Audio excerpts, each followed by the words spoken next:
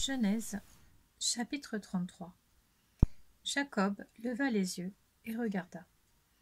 Il constata qu'Ésaü arrivait avec 400 hommes. Il répartit les enfants entre Léa, Rachel et les 2 servantes. Il plaça en tête les servantes avec leurs enfants, puis Léa avec ses enfants, enfin Rachel avec Joseph. Lui-même passa devant eux et il se prosterna à terre 7 fois, jusqu'à ce qu'il soit près de son frère. Ésaü courut à sa rencontre, l'étreignit, se jeta à son cou et l'embrassa. Et ils pleurèrent. Ésaü leva les yeux, vit les femmes et les enfants et demanda : « Qui sont ceux-là pour toi ?» Jacob répondit : « Ce sont les enfants que Dieu a accordés à ton serviteur. » Les servantes s'approchèrent, elles et leurs enfants, et se prosternèrent. Léa et ses enfants s'approchèrent aussi et se prosternèrent. Ensuite, Joseph et Rachel s'approchèrent et se prosternèrent. Ésaü demanda : « À quoi destines-tu tout le camp que j'ai rencontré ?»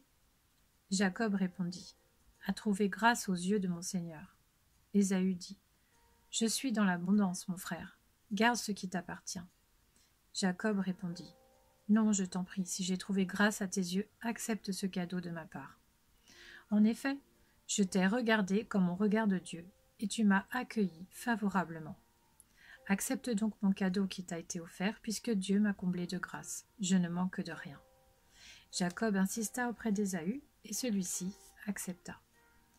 Ésaü dit : « Partons, mettons-nous en route, je marcherai devant toi. » Jacob lui répondit : « Mon Seigneur sait que les enfants sont fragiles et que j'ai des brebis et des vaches qui allaitent.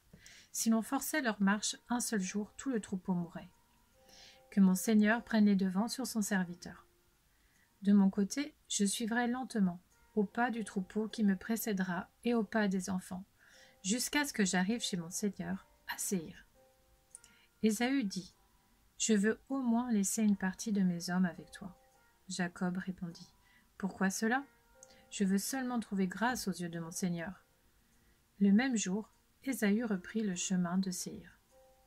Quant à Jacob, il partit pour Sukkot. Il se construisit une maison et fit des cabanes pour ses troupeaux.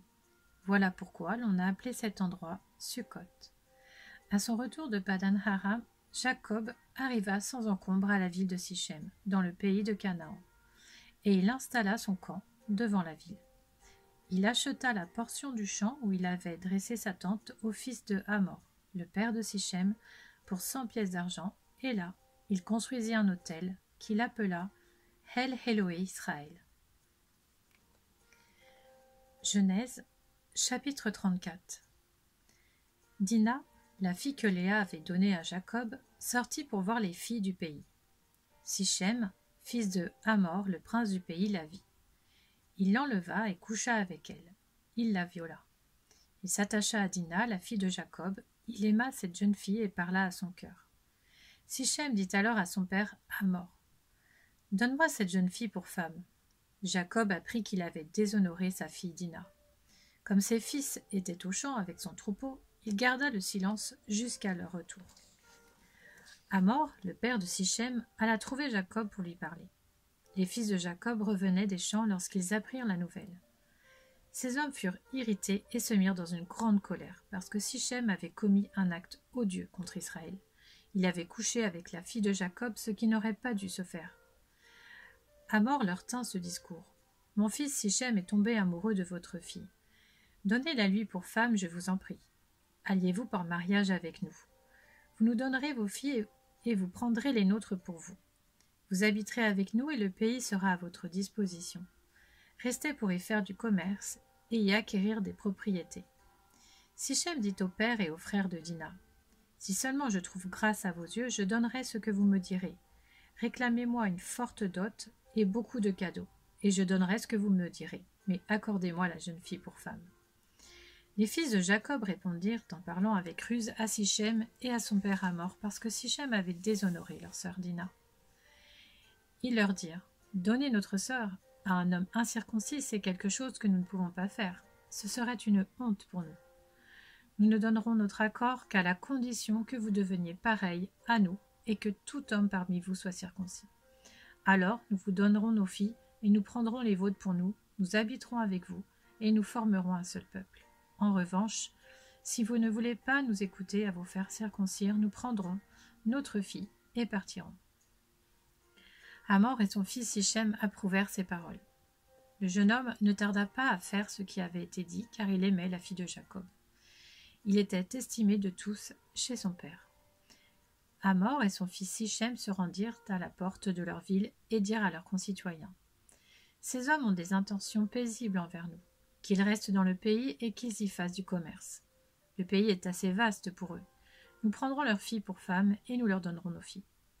Cependant, ces hommes ne seront d'accord d'habiter avec nous pour former un seul peuple qu'à la condition que tout homme parmi nous soit circoncis, tout comme ils sont eux-mêmes circoncis. Leurs troupeaux, leurs biens et tout leur bétail ne nous appartiendront-ils pas? Acceptons seulement leurs conditions pour qu'ils restent avec nous. » Tous ceux qui étaient venus à la porte de la ville écoutèrent Hamor et son fils Sichem. Tous les hommes se firent circoncire, tous ceux qui étaient venus à la porte de la ville. 3 jours plus tard, alors qu'ils étaient souffrants, Siméon et Lévi, 2 fils de Jacob, frère de Dina, prirent chacun leur épée, surprirent la ville qui se croyait en sécurité et tuèrent tous les hommes. Ils passèrent aussi au fil de l'épée Hamor et son fils Sichem. Ils enlevèrent Dina de la maison de Sichem et sortirent. Les fils de Jacob se jetèrent sur les morts et pillèrent la ville parce qu'on avait déshonoré leur sœur. Ils prirent leurs troupeaux, leurs bœufs et leurs ânes, ceux qui étaient dans la ville et ceux qui étaient dans les champs. Ils emmenèrent en guise de butin toutes leurs richesses, leurs enfants et leurs femmes, ainsi que tout ce qui se trouvait dans les maisons. Jacob dit alors à Siméon et à Lévi : « Vous me troublez en provoquant le dégoût des habitants du pays, des Cananéens et des Phéréziens envers moi. Je n'ai qu'un petit nombre d'hommes. Ils se rassembleront contre moi, me frapperont, et je serai détruit avec ma famille. » Ils répondirent : « Peut-on traiter notre sœur comme une prostituée ?